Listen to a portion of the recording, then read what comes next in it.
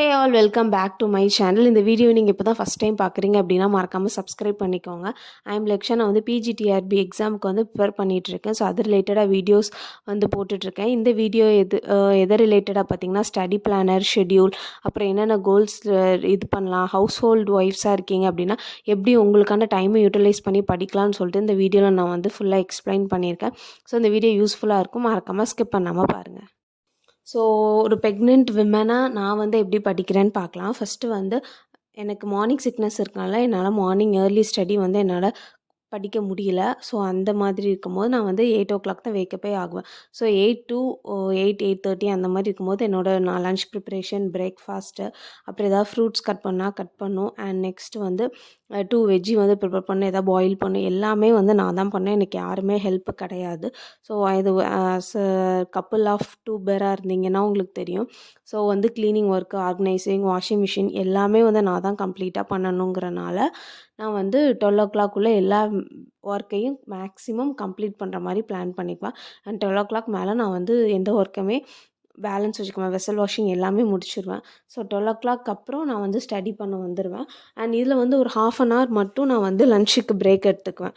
லன்ச்சுக்கு break எடுத்துகிட்டு next வந்து திருப்பி வந்து கண்டினியூ பண்ணுவேன். அண்ட் 5 to 6 அரௌண்ட் அந்த டைமில் வந்து ஒரு 1/2 அன் ஹவர் வாக்கிங் போவேன். அண்ட் அகெயின் வந்து திருப்பியும் வந்து எனக்கு கொஞ்சம் எனர்ஜி வேணுங்கிறனால மில்க் எடுத்துகிட்டு நெக்ஸ்ட்டு திருப்பியும் வந்து அகெயின் வந்து ஒரு 2 ஹார்ஸ் இல்லைன்னா 1 ஹவர் எனக்கு டைம் கிடைக்கும். இல்லை ஸ்நாப் எனக்கு வேணும்னு பட்டுச்சுன்னா ஸ்நாப் எடுத்துப்பேன் அந்த டைமில். அப்புறம் டின்னர் ப்ரிப்பரேஷன், அப்புறம் நெக்ஸ்ட் டே மார்னிங்க்கு வந்து மீல் எதாவது ப்ரிப்பேர் பண்ணணும், சோக் பண்ணணும் அப்படிங்கிறப்போ அந்த மீல் ப்ரெப் ஏதாவது ஒர்க் பேலன்ஸ் வந்துச்சுன்னா அதை பண்ணுவேன்.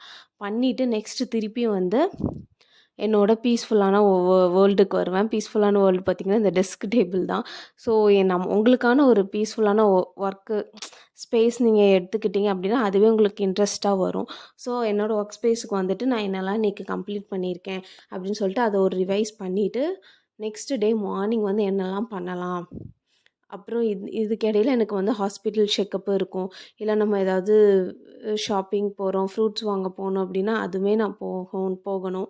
ஸோ அதையும் நம்ம மேனேஜ் பண்ணணும். ஸோ அந்த மாதிரி டைமில் அப்போது வந்து நமக்கு வந்து டைம் கிடைக்காது.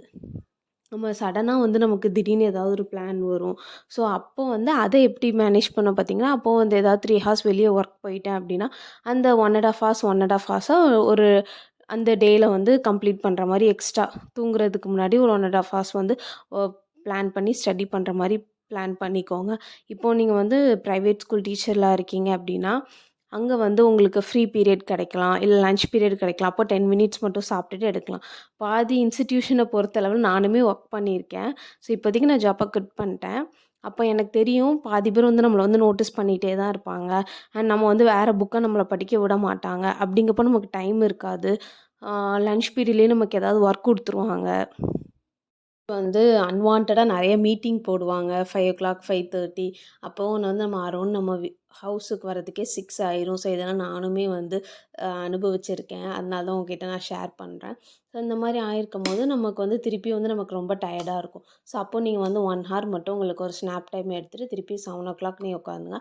அப்போது வந்து திருப்பி டின்னர் ப்ரிப்பரேஷன் பண்ணணும். அப்போ நீங்கள் என்ன பண்ணுங்க அப்படின்னா கொஞ்சம் வந்து யாராவது உங்களுக்கு ஹெல்ப் இருந்தாங்க அப்படின்னா அவங்கள டின்னர் ப்ரிப்பேர் பண்ண சொல்லிட்டு, இல்லை சிம்பிளாக டின்னர் ஏதாவது பண்ணிவிட்டு நெக்ஸ்ட் வந்து அகெயின் வந்து உங்கள் கிட்டெல்லாம் வந்து ஸ்னாப் எடுத்ததுக்கப்புறம் நீங்கள் வந்து அந்த ஸ்னாப் டைமில் படிக்கலாம்.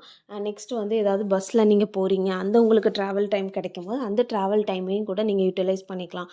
அப்போ அந்த எஜுகேஷன் மெத்தடாலஜி இதெல்லாம் படிக்கலாம். ஏதாவது யூடியூப் சேனல் இருக்குது அப்படின்னா அந்த ஒன் வேர்டு நீங்கள் வந்து கேட்டுக்கிட்டே போனீங்க அப்படின்னா அதுவுமே வந்து உங்களுக்கு பார்க்க நமக்கு வந்து இந்த ஒன் வேர்ட் பேப்பர் அப்புறம் நம்ம எக்ஸாம் அப்போ வந்து கொஞ்சம் வந்து ஸ்ட்ரைக் அவுட் ஆகும். ஓ! இதை நம்ம ஆல்ரெடி பார்த்துருக்கோமே அப்படின்னு சொல்லிட்டு.